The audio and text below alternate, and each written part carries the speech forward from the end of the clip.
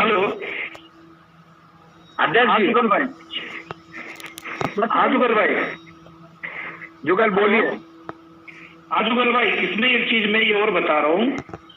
Actually हमारा जो board तो हमने इकट्ठा किया, जब जो जो खड़ा किया तो उस समय हम जो 4 व्यक्ति थे, बाद में हम 3 बच गए थे। भाई शांत जी सर जो किसी कारणवश अलग हो गए थे।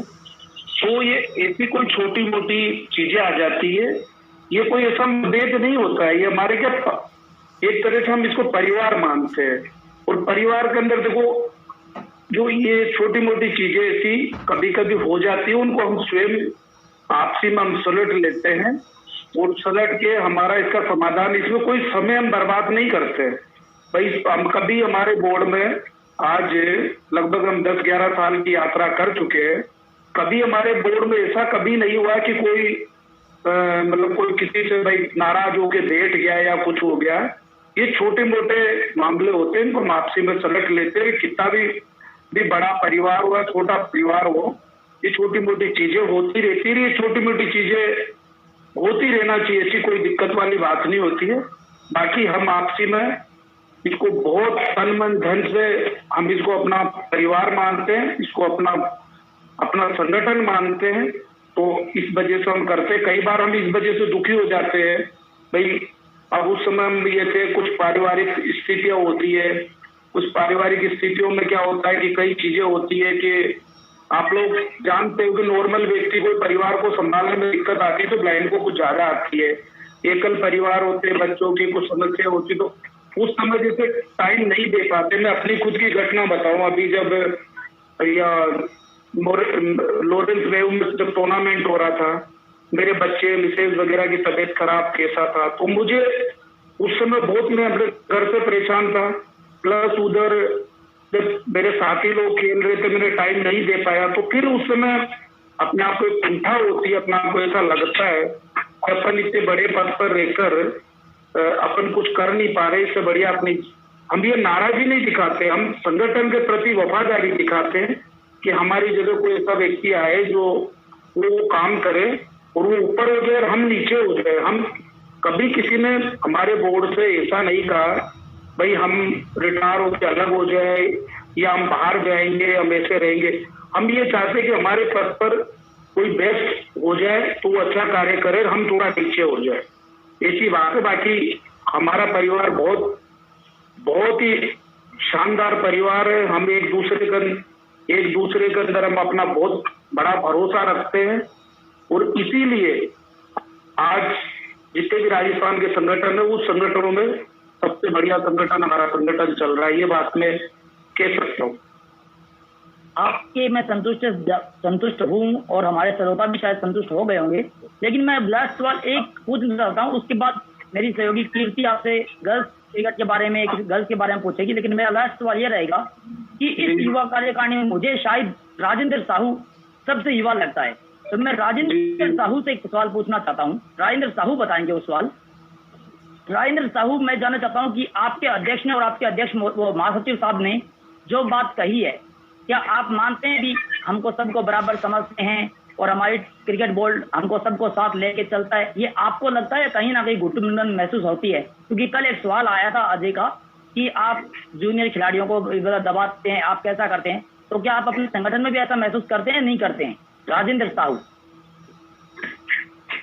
निश्चित रूप से आपका सवाल बिल्कुल सही है, लेकिन मैं ये कहना चाहूंगा कि काफी टाइम से मैं संगठन से और क्रिकेट से और टीम से मैं जुड़ा हुआ हूँ निरंतर, और नेशनल लेवल पे लगभग कंटिन्यू में जाता रहा हूँ। बल्कि हमारी इच्छा होती है कि इस्लाम जी सर, गोवर्धन जी सर सदैव हमारे साथ रहे। हमें इनों के साथ जहां भी जाते हैं, बाहर राजस्थान के भी अंदर तो खैर ये सब साथ में होते ही हैं, लेकिन बाहर जाते हैं तभी हमारी यही इच्छा होती है कि सब लोग हमारे साथ रहें, क्योंकि तीनों के साथ रह करके हमें जो इंजॉयमेंट मिलता है, और जो ये हमें कभी भी रोका टोकी नहीं करते हैं, बस डिसिप्लिन के अंदर रहते हुए जो भी जूनियर प्लेयर हो उसको कोई दिक्कत नहीं, जो भी अपनी मर्जी से कुछ भी करे कोई दिक्कत नहीं है। कुछ भी और हिंसा पे भी नहीं डांटते क्या आपको? नहीं, वो तो मैं पहले जिक्र कर चुका हूँ कि डिसिप्लिन के अतिरिक्त आप अपनी मर्जी से कुछ भी करें, है ना। डिसिप्लिन में रहते हुए अगर आप जो भी कर रहे हैं आप कर सकते हैं, लेकिन डिसिप्लिन तो खैर जैसे जॉन डेविड सर ने भी जिक्र किया, बार बार इस चीज का जिक्र किया उन्होंने, तो ये तो हम सबके लिए आवश्यक है। लेकिन इन्हों की सबसे बड़ी विशेषता मुझे जो लगी, और कल के सवाल का भी मैं इस चीज में आंसर देना चाहूंगा कि मैं खुद भी जूनियर हूँ और भी कई लोग जूनियर है, लेकिन हम सब लोगों को इनों के साथ अच्छा लगता है। ये सबसे बड़ी बात ये है कि हम छोटे हैं, हमारे साथ ये छोटे बनकर के रहते हैं, कभी भी बिल्कुल हंसी मजाक सब कुछ नॉर्मल, जैसे को हमें एहसास ही नहीं होता कि हम किसी महासचिव के साथ, अध्यक्ष मोदी के साथ, हम बड़े व्यक्तियों के साथ, अधिकारियों के साथ, प्लेयर्स के साथ बैठे हैं, ये कभी एहसास ही नहीं हुआ मुझे। अब हमारी कीर्ति गुप्ता जी, महासचिव साहब, अध्यक्ष महोदय और इरफान जी सर से गर्ल्स क्रिकेट के बारे में कुछ सवाल पूछेंगे।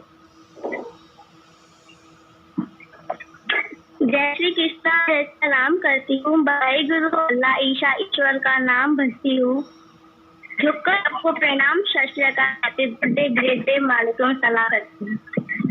अरे वाह, क्या बात है, गुड गुड भाई गुड।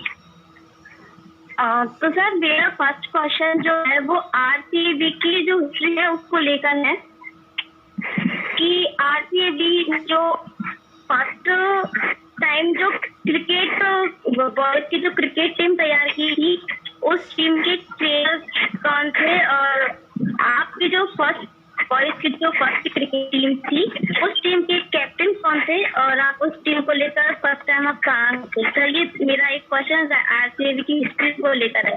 मैं इसका जवाब देना चाहूंगा।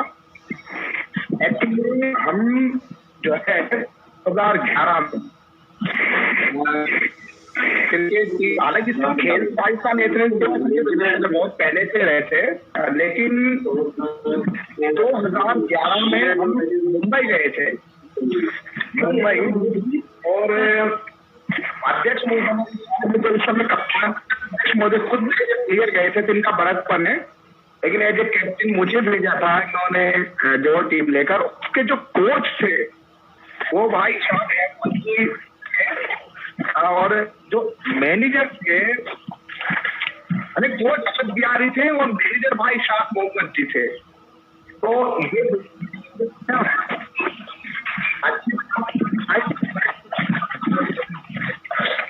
तो ये जो है ले जाने की सबसे पहली तो कि भाई राजस्थान के बेलंदर ने पहली बार भारत पास करके आप गए और वहाँ खेलने गए थे, और वहीं पर दोस्तों जिसको नहीं बोल रहा हूँ अपनी वॉइस को बंद करनी। तो वहाँ पर हम आंध्र प्रदेश से एक मैच खेल रहे थे, आंध्रा से जीते थे वो मैच, और वहाँ पर हमारी टीम में एक कैप्टन 4 कैप्टन थे लगभग, मुरारी है, इरफान जी है, अध्यक्ष महोदय है, मैं तो मतलब भाई, लेकिन मैं मान लीजिए चौथे स्तंभ के रूप में काम कर रहा था। 2 स्तंभ ज्यादा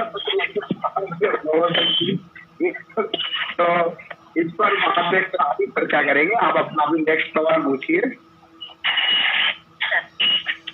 आरसीबी ने क्रिकेट टीम तैयार की और अभी उन्होंने आरसीबी ने गर्ल्स क्रिकेट टीम तैयार करने की जो आइडिया प्लान किया है, तो सर बॉयज की जो क्रिकेट टीम है आरसीबी ने उनको तो एक तरह तैयार किया है कि वो उन्नति तक पहुंच गए हैं। तो सर आपका क्या आइडिया है कि क्या गर्ल्स टीम भी इतनी ही उन्नति तक, इतनी ऊंचाई तक जाएगी? एक्चुअली देखो कीर्ति, मैं आपको एक चीज बताऊं, आइडिया हमको एक्चुअली केबी से निर्देश मिलते हैं ना। अगर हमारा काम खराब होता है ऐसा नहीं कि हमारे ऊपर कोई नहीं जो लगा वाला, ऐसा बिल्कुल नहीं है। तो गर्ल्स टीम के लिए हमको लगभग 3-4 साल से इस विषय पर जो है हमारे प्रेसिडेंट मानसेर जी और मोहन साहब जो हमारे जनरल सेक्रेटरी, वो लोग हमको कहते रहते थे भाई आप राजस्थान में गर्ल्स के लिए कुछ नहीं कर रहे हैं, के लिए कुछ नहीं कर रहे। तो हमारे पास पैसा इस करते भी था, फिर हमको लगा कि गर्ल्स के लिए कुछ होना चाहिए, लेकिन राजस्थान में गर्ल्स के गेम को डेवलप करना बहुत मुश्किल काम था। लेकिन अब धीरे धीरे जब हम प्रयास करते तो हर काम में सफलता मिलती है। अब हम प्रयास करते कि गर्ल्स जो है क्या नाम से हमारी टीम बनी है, और बॉयज तो भी क्या नाम से जो नागेश ट्रॉफी जीत पाए, लेकिन गर्ल्स टीम भी अगर कोई अच्छी ट्रॉफी केवी के द्वारा होती है तो हमारी गर्ल्स टीम उसको जीत कर लाए। लक्ष्य तो हमेशा हमारा यही रहेगा और गर्ल्स के क्रिकेट को भी आगे बढ़ाने के लिए प्रयास निरंतर किए जाएंगे। सर ये नागेश ट्रॉफी जो है इसका नाम किस पर्सनैलिटी के ऊपर रखा है ये नागेश ट्रॉफी? चलो ये मैं आपको बता देता हूँ। एक्चुअली जो जॉन साहब ने अपने वक्तव्य में नागेश जी का नाम भी लिया और थोड़ा एक बीच में बताया भी था उन्होंने, लेकिन उसके बाद वो आगे उस टॉपिक को नहीं ले जाता। तो एक्चुअली नागेश जी हमारे फॉर्मर प्रेसिडेंट थे केबी के। मानतेश जी से पहले नागेश जी प्रेसिडेंट थे केबी के और मानतेश जी का हाथ उन पर पूरा था। तो लेकिन जो है क्या नाम से बाद में जो है नागेश जी की अचानक आकस्मिक निधन हो गया, उनका डेथ हो गई, तो हमको छोड़कर चले गए। तो एक बहुत सुझाव व्यक्ति थे नागेश जी, बहुत परिश्रमी और जो है क्या नाम से महत्वाकांक्षी जिसको कहेंगे अगर हम, वो व्यक्ति थे। तो उन्होंने क्रिकेट के क्षेत्र में उनका बहुत योगदान रहा है। तो उनको स्मरणीय रखने हेतु नागेश ट्रॉफी जो है क्रिकेट एसोसिएशन केडी के द्वारा ऑर्गेनाइज करने का निर्णय लिया गया। सर आरसीएबी ने कुछ ट्रेनिंग की है ताकि कैसे गर्ल्स क्रिकेट टीम तैयार हो, उनके लिए ट्रेनर, उनकी पुलिस सिक्योरिटी या गर्ल्स क्रिकेट इसकी फंडिंग कहाँ से आएगी? अध्यक्ष जी, हाँ जी, हम सिक्योरिटी वगैरह हमारे पास धीरे धीरे अच्छी महिलाएं भी है, जुड़ी हुई है और बहुत बढ़िया बहुत अच्छे अच्छे पदों पर है। तो हम उनकी हेल्प लेकर सिक्योरिटी संबंधित, कोचिंग संबंधित किसी भी प्रकार की पहले हमने ये सारी योजना बना ली है भाई हमको कैसे कैसे करना है, कौन व्यक्ति क्या करेगा और महिलाओं को अच्छी से अच्छी सुरक्षा हम कैसे प्रदान कर सकते हैं, अच्छी से अच्छी हम उनको कोचिंग कैसे दे सकते हैं, इसकी हमने प्लानिंग कर रखी है। तो इसके बारे में आप लोगों को कोई चिंता करने की जरूरत नहीं है। ओके सर, आप जो मैं बोलूंगी आगे क्वेश्चन करें सर। कीर्ति जी ने बहुत अच्छे सवाल पूछे और आपने जवाब दिए, लेकिन मैं एक गर्ल्स क्रिकेट के बारे में पूछना चाहूंगा आप सवाल कि आपने मतलब योजना बनाई है, कोई यूनिट बना दी है अलग से? क्योंकि बॉयज के लिए तो बहुत कुछ है, एक ऐसा कोई यूनिट तैयार कर लिया आपने या करेंगे अभी? नहीं, हमने इसके ऊपर प्लानिंग हमारी काफी हमने प्लानिंग कर दी है और हमारी प्लानिंग कर रहे हैं, हम इस पर कार्रवाई जारी है। तो आप गर्ल्स टीम को, राजस्थान क्रिकेट को मतलब कब तक मैदान में उतार देंगे? जैसे केडी का एक टूर्नामेंट, ये अभी कोरोना काल चल रहा है, केडी का जैसे अगला कोई टूर्नामेंट होता है और हमको निमंत्रण वहां से मिलता है भाई आपकी टीम पार्टिसिपेट कराए, तो वो अगला नेक्स्ट टूर्नामेंट में हमारी महिला टीम निश्चित रूप से राजस्थान की तरफ से प्रतिनिधित्व करेगी। आपने इतने टूर्नामेंट पहले भी करवाए हैं, आगे भी करेंगे आप, तो ये इतने सब करने में एक टूर्नामेंट में नागेश ट्रॉफी में लगभग 1 से 2 लाख रुपए खर्च होता है और अन्य टूर्नामेंट भी आप कराएं, छोटा मोटा टूर्नामेंट भी होता है उसमें 50-60 हजार रुपए लगते हैं, तो ये पैसा आप कहाँ से लाते हैं? मैं थोड़ा सा जो है इसका जवाब जुगल भाई, मैं आपको इसका जवाब मैं आपको ये देना चाह रहा हूँ कि जब से हमारा बोर्ड की स्थापना हुई थी उस समय से मैं सच बता रहा हूँ कि हमारे पास रोजगार वाले भाई इरफान जी सर थे और इरफान जी सर का पूरा भरोसा हम पर रहता था। दूसरा, आदरणीय केपी सिंह सर ने उसी समय से हमको कह दिया था कि आपको किसी प्रकार की कोई दिक्कत आर्थिक संबंधित नहीं आएगी और ऊपर वाले की मेहरबानी हमारे ऊपर ऐसी रही कि हमको कभी इस प्रकार की कोई दिक्कत आई नहीं। हमारे बोर्ड पर जब से भी हम सच्चे मन से हमने ये तय कर लिया कि ये टूर्नामेंट करना है, तो टूर्नामेंट में पैसा आता जाता है, हम लगाते जाते हैं और हमारा टूर्नामेंट अच्छे से अच्छा हो जाता है। बाकी हमने बोर्ड ने, जिसमें से हमारे महासचिव महोदय इस कार्य को बहुत सुचारू रूप से, बहुत जोर से, बहुत मेहनत से वो मैं मानता हूँ कि जितना वो परिवार को, जितना अपनी सर्विस को टाइम नहीं देते, उससे ज्यादा टाइम वो इसको देते हैं। तो वैसे भी इस प्रकार की बाधाएं हमारी सोल्व हो जाती है।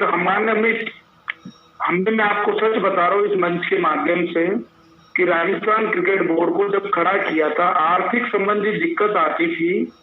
हम रिजर्वेशन के लिए किसी से ब्याज पर हमको पैसे लेने पड़ते थे। हम किसी से थोड़ा थोड़ा डोनेशन, प्लेयर को भाई यात्रा वगैरह में ले जाने के लिए थोड़ा थोड़ा डोनेशन वगैरह इकट्ठा करते थे और इकट्ठा करके हम टीम लेके जाते थे। और हमने वो बहुत संकट के दिन देखे हैं। तो वो संकट के दिन देखे तो शायद ऊपर वाले ने, प्रभु ने हमारी वो सच्ची मेहनत को देखते हुए हमारे ऊपर उसका बहुत बड़ा, मैं तो मानता हूँ बहुत बड़ा हाथ है कि किसी भी टूर्नामेंट को आज तक हमने किया है।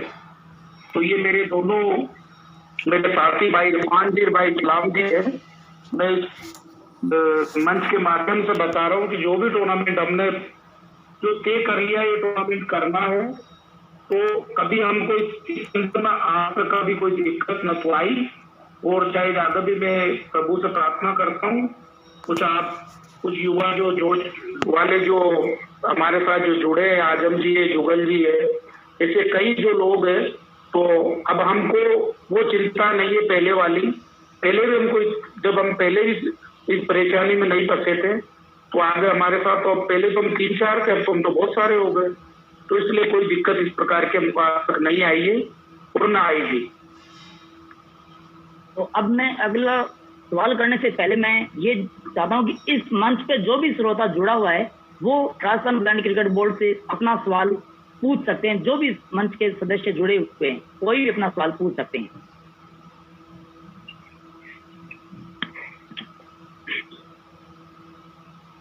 कोई भी इस मंच पर जुड़े हुए सदस्य अपने सवाल राजस्थान क्रिकेट बोर्ड से पूछना चाहे तो पूछ सकता है। सभी पदाधिकारियों में से किसी को भी पूछ सकता है।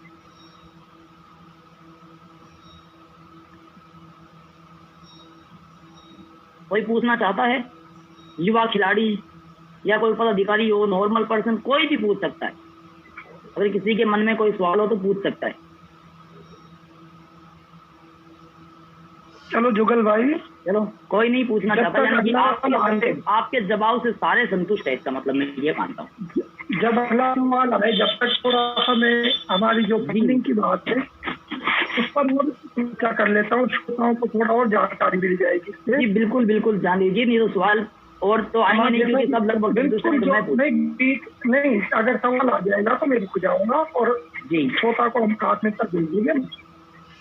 जी बिल्कुल। तो मैं बताना चाहूंगा, जैसा सभी अध्यक्ष महोदय बता रहे थे कि हमें इस यात्रा में कई बार मतलब हमने कभी ऐसा महसूस नहीं किया कि हम मतलब हमको ऐसा किसी को एहसास होने नहीं किया कि हमको कोई समस्या आ रही है या आई। लेकिन फिर भी मैं आपको बताऊंगा अंदर की बात। अध्यक्ष महोदय मुझे लगता है बता तो रहे थे लेकिन कुछ गंभीर बातों को छुपा भी गए। तो लाज की बात है, श्रोताओं को बताना जरूरी है। बहुत बार ऐसा होता था, हालांकि हमने किसी को ऐसा नहीं होना दिया उस बात का कि इस तरह की समस्या आती थी कि हमको कई बार आर्थिक समस्या इतनी आ जाती थी कि हमको अपने साथियों से सहयोग लेना पड़ता था या उनसे कहना पड़ता था कि आप मदद करें, सहयोग करें, कलेक्शन करें। और हमने जैसा पूछा था कि इसके लिए फंडिंग कहाँ से करते, तो सबसे पहले फंडिंग करने वाले जो सहयोगी रहे हमारे महासचिव महोदय, इन्होंने कई डोनेटरों की हमसे जोड़ लिया। जो वर्तमान में तो फिर अब हमारी इतनी दिक्कत नहीं आती, लेकिन पहले बहुत दिक्कत आती थी। तो इस समस्या को तो इसका समाधान ढूंढने के लिए उन्होंने मतलब कई लोगों को हमसे जोड़ लिया, जो अब जब टूर्नामेंट होता है हमारा सहयोग करते हैं। और साथ ही शुरू में हम टूर्नामेंट कराते थे तो आप जैसे सहयोगियों थे और अन्य जो रोजगार वाले साथी हमारे मित्र लोग थे उनसे हम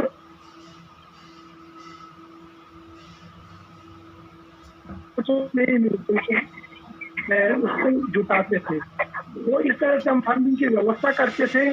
और फिर बीच में जैसे आपने डेविड सर का इंटरव्यू भी सुना था, हम जब कोई भी टूर्नामेंट करवाते थे तो डेविड सर हमारे सहयोग के लिए हमेशा तैयार रहते थे और उन्होंने भी हमें बहुत मदद की इस बोर्ड को खड़ा करने में। इस तरह से हमने हमारी समस्या का सोल्यूशन ढूंढा। और बताइए फिर आप तो पूछिए आपसे। चलो आप ये बताइए, जब 2011 से आपने संगठन की शुरुआत की, जब तो आपने बताया बहुत समस्या थी, लेकिन आज वर्तमान में संगठन की क्या स्थिति है, थोड़ा आप संक्षिप्त बताइए। हाँ, इस सवाल का जवाब देना चाहता हूँ मैं। बिल्कुल एक्चुअली देखिए जुगल किशोर जी, फंडिंग की समस्या जो पहले थी वो आज भी कंटिन्यू बनी हुई है, क्योंकि पैसा आसानी से कोई देता नहीं है, क्योंकि बहुत मुश्किल से किसी से पैसा लाना पड़ता है। आप यकीन मानिए कि इसके लिए हमको बहुत मेहनत करनी पड़ती है और जो है, लेकिन आज जो वर्तमान में है उसमें थोड़ी सी अच्छी बात है कि हमारे युवा साथी जो है कार्यकारिणी में रोजगार वाले हैं, वो सकारात्मक मानसिकता रखते हैं, तो वो भी युवा साथी भी काफी रोजगार वाले जुड़े, तो वो भी जब उनको निवेदन किया जाता है तो वो सहयोग करने के लिए तत्पर आते हैं और जो है सहयोग करते हैं।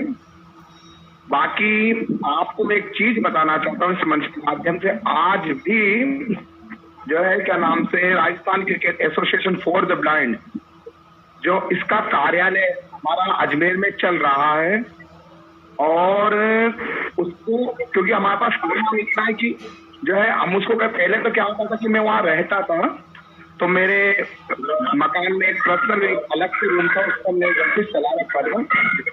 लेकिन अब कार्यालय हमारा जो है, क्योंकि मेरा ट्रांसफर छोटा हो गया है, तो हमारा कार्यालय अजमेर में अभी भी है। हमारे आदमी काम करते हैं, जब बोर्ड का कोई काम होता है तो उसका जो है किराया 5,000। ये हकीकत बात है, आज भी हम जो है आज उसका वहन करते हैं, और मैं गत 1 साल से उसको वहन कर रहा हूँ।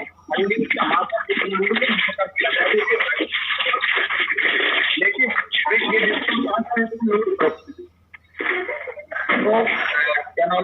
फंडिंग की समस्या देते, लेकिन जब हमने अपना सर्वोपरि क्रिकेट को हम मान लेते कि हमको क्रिकेट के लिए कुछ करना है, जैसा कि हमारे जनरल सेक्रेटरी अपने इंटरव्यू में कह रहे थे क्रिकेट तो हमारी जान है, तो हम परिवार में झगड़े भी होते हैं को लेकर किसी बात का काम भी क्रिकेटों का, लेकिन जो है हम उसको भी निपटाते हैं। और अच्छी बात है कि जो है आपकी आवाज का इसको समझते हैं। और अभी सुबह से बढ़िया, मतलब जो आप सोच रहे हो इतनी एनर्जी 2, 2.5, 3, 3.5 घंटे हो गए, लेकिन एक एनर्जी के साथ मैं काम कर रहा हूँ। तो होने वाली वाइफ को भी मैं क्रेडिट देना चाहूंगा कि वो मेरे को एनर्जी थोड़ी बात के लिए समय समय पर आवश्यक चीजें लाकर देती रहती है। हाँ, लेकिन संकट जो तक सवाल है फंडिंग का, वो अभी है, वो संकट दबा नहीं है। और नागेश ट्रॉफी का जो आपने पूछा था, नागेश ट्रॉफी में हमको कहते सपोर्ट होता है उसका, तो उसमें कुछ फंडिंग हमको करनी पड़ती और जो है कुछ फंड के भी देता है, तो इसलिए हम वो टूर्नामेंट अच्छे से आयोजित कर पाते हैं।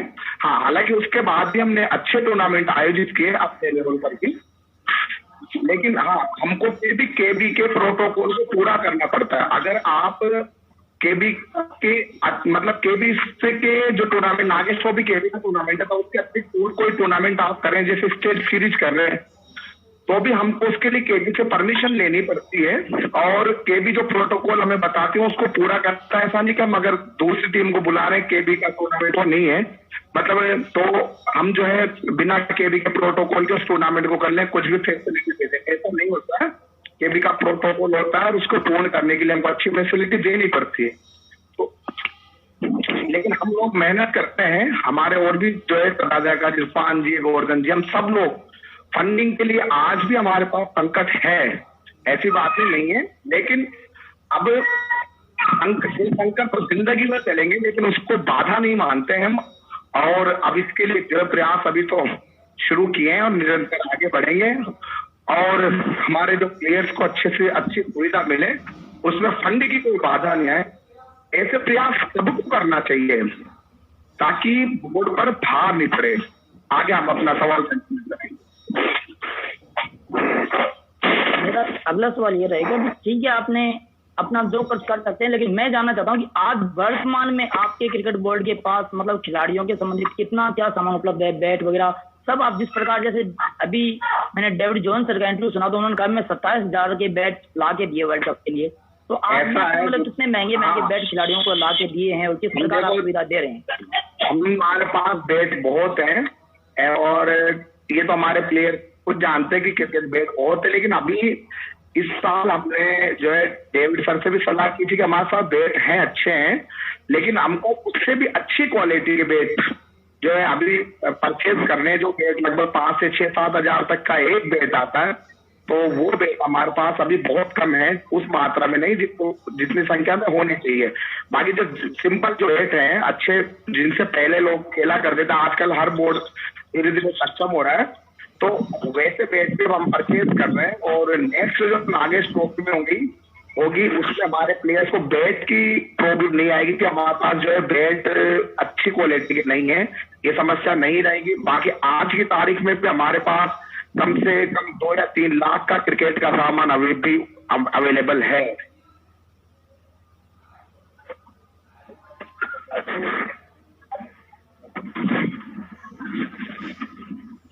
मैं अब प्रोग्राम में माना कि वो खुदा नहीं पर खुदा की कसम खुदा से वो कम भी नहीं। मैं उन डेविड जॉन्स सर से पूछना चाहूंगा सवाल, क्योंकि उन्होंने जो दिया उनसे मैं ये पूछना चाहूंगा कि सर इस कोरोना काल में इतना 1 साल खराब हुआ, तो क्या सर इसमें ब्लाइंड क्रिकेट को विकास की और कितना नुकसान बेटर अभी है नहीं अपने साथ, शायद वो सर नहीं है। तो ये इस्लाम अली जी बताएं कि राजस्थान को कितना नुकसान है इसमें, और कितनी इसने राजस्थान की नजर की है? चलो अब मैं संक्षिप्त करता हूँ इसको, हमें भी काफी हो गया है और मेरे ख्याल से अंतिम सवाल होगा आपका। बिल्कुल सर, अंतिम सवाल है, इसके बाद हम कार्यक्रम को खत्म कर देंगे क्योंकि बहुत लंबा सेशन हो गया, हमारे श्रोताओं का नेत्र खत्म हो रहा है। तो कोविड काल में क्रिकेट को बहुत नुकसान हुआ है, हमारे को नुकसान क्रिकेट को भी हुआ है और हमारे जो डोनर हैं हमारे बोर्ड पर भी नुकसान हो गया। जब हमारे डोनर आर्थिक रूप से कमजोर हुए तो डोनेशन मिल नहीं रहा, तो हमारे को जो प्लेयर्स को भी नुकसान हुआ। तो क्रिकेट बोर्ड का जो है क्रिकेट बोर्ड की अर्थव्यवस्था भी गड़बड़ा रही है लेकर। लेकिन अब देखें कि क्या नाम से कोरोना खत्म हो और क्रिकेट वापस शुरू हो। हालांकि जब कोविड का फर्स्ट लहर आई थी तो उसके बाद भी राजस्थान क्रिकेट एसोसिएशन ही एकमात्र ऐसा संगठन था सबसे पहले स्टेट में जिसने क्रिकेट को पुनः शुरू किया था ब्लाइंड को। तो हम जो है हमारे पास संकट जरूर है, लेकिन हम घबराते नहीं है और निश्चित रूप से इसके लिए जो है प्रयास किए जाएंगे। और जो नुकसान कोविड का हुआ है उसकी भरपाई तो हमको कहीं ना कहीं अब हम लोगों को इधर उधर से मेहनत करके ही करनी पड़ेगी। और अंत में मैं यही कहना चाहूंगा कि हमारा आज का जो है दिन का कार्यक्रम बहुत सफलतापूर्वक हम संपन्न करने जा रहे हैं। और कल आपसे अपील रहेगी कि थोड़ा सा संशोधित एक कार्यक्रम कल का जो 10 से 11 आदरणीय केपी सिंह जी सर का जो साक्षात्कार होना था वो 10:30 से 11:30 होगा और आधा घंटा कल 9:45 बजे सबको जुड़ना है। तो आधे घंटे के लिए केबी के प्रेसिडेंट मानतेश जी हमारे बीच में आएंगे। ये हमारे लिए बहुत बड़ी, राजस्थान के लिए बहुत बड़ी अपॉर्चुनिटी है कि मानतेश जी जैसा ये व्यस्त आदमी, हालांकि डेविड सर भी बहुत व्यस्त हैं, लेकिन डेविड सर तो क्रिकेट के लिए पूरे तन मन धन और परिवार से समर्पित ही हैं, लेकिन मानतेश जी के पास दूसरे काम भी, समर्थन ट्रस्ट को भी वो चलाते हैं और भी दूसरे काम को उनको देखना पड़ता है। तो मानतेश जी हमारे बीच आधा घंटे के लिए आएंगे, तो उनके साथ साक्षात्कार शमीम बानो मैडम करेंगी। तो आप लोग जुड़ना ना भूलिएगा।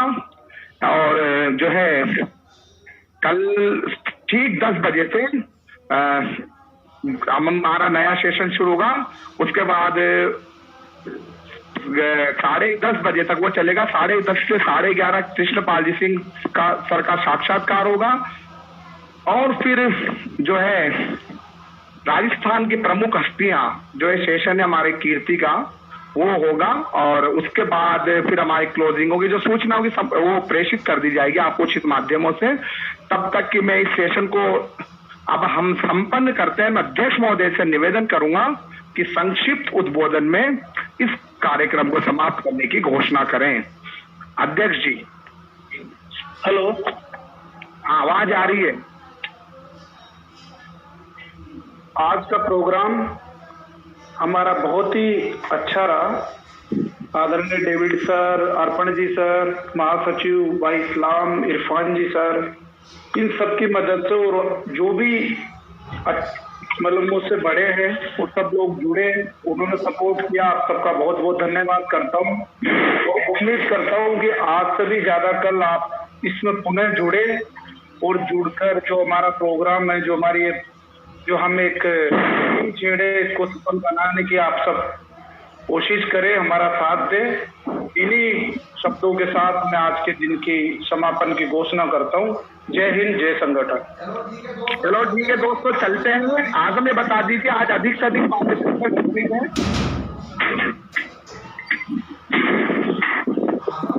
आजम, हाँ हाँ आजम बताइए।